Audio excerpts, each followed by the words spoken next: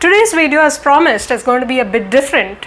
It's about how mythology from the ancient world continues to play a key role in our modern lives. If you remember, in one of my earlier videos, I had talked about how Indian kings borrowed the rich symbolism in our mythology to run their propaganda.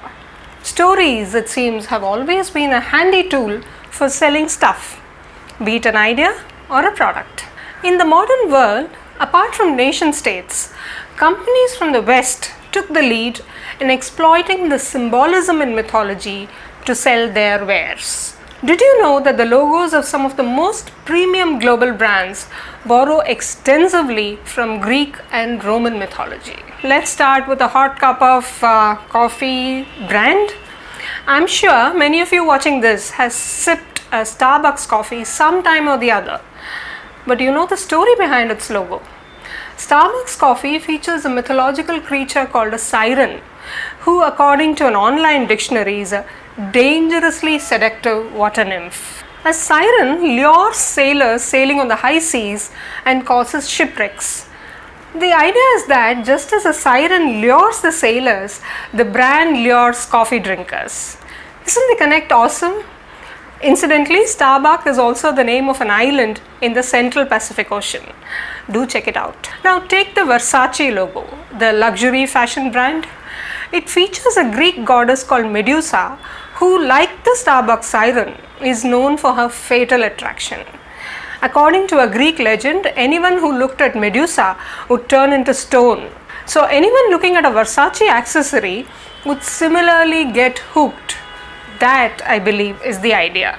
The fact that Medusa represents beauty and arts adds further value to the brand's image. Similarly, Nike uses the name of the Greek goddess of victory, which is Nike, and the swoosh in its logo represents the goddess's wing. Hindustan Unilever's Dove brand logo has another story to tell. Dove was the symbol of Aphrodite, the Greek goddess of love and beauty. No doubt a valuable inference for a beauty product. Moving on, Goodyear, the tire company, has a winged foot in its logo. The winged foot belongs to yet another Greek god called Hermes, who is considered to be the messenger of the gods. The tire company obviously used the winged foot to depict speed. Moving on to Indian companies, how well have they capitalized on the rich corpus of Indian mythology to sell their wares? Today in India, the direct association of gods and demigods with brands is not very common. There may be many reasons why it is so, but we are not getting there. Although when advertising first came to India in the early 1900s, companies, including British-owned organizations, did ride on the popularity of our gods to endorse their products. So in a way, our gods and demigods were India's first brand ambassadors. Okay, to be fair, our gods didn't strictly endorse these products. Their pictures only adorned the calendars that carried the names of these brands. So the colorful pictures on the calendars helped companies create an instant connect with Indian consumers who loved their gods and goddesses. But in the following years, as independent India evolved, the use of religious motives in advertising gradually got replaced with more secular themes. Today, it is mostly during festival times that our gods and demigods are remembered and invoked, as we can see from these ads. Of course, we also find companies making use of special occasions to pit our gods on the battlefield called market.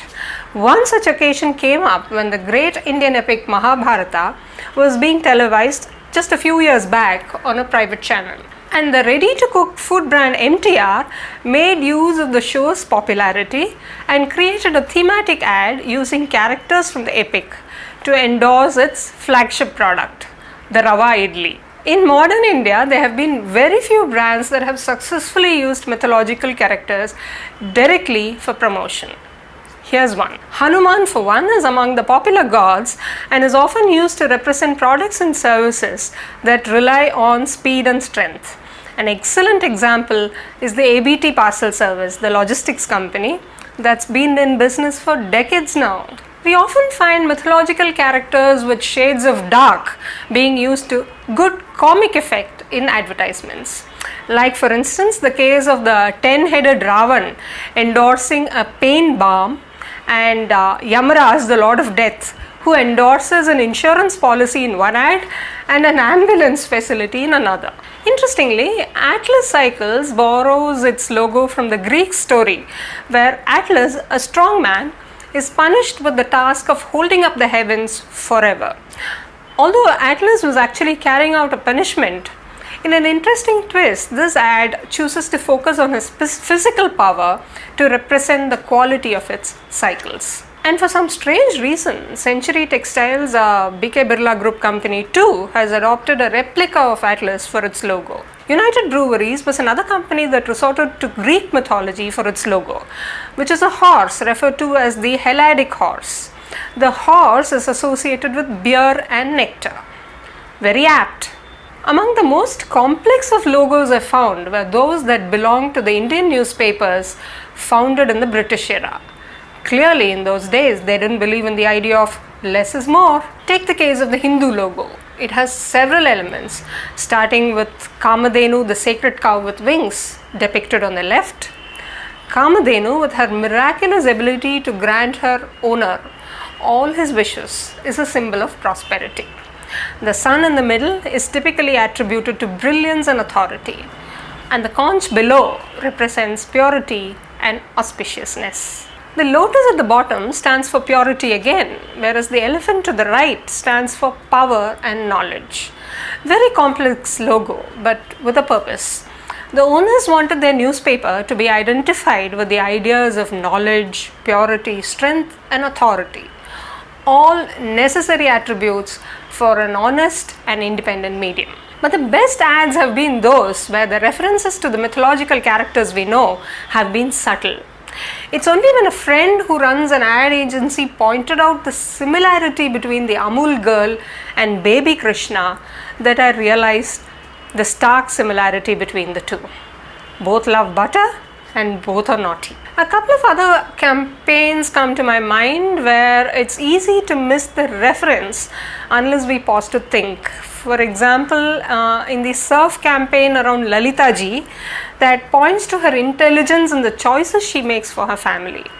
She reminds me of goddess Saraswati. Both wear white and both are clever.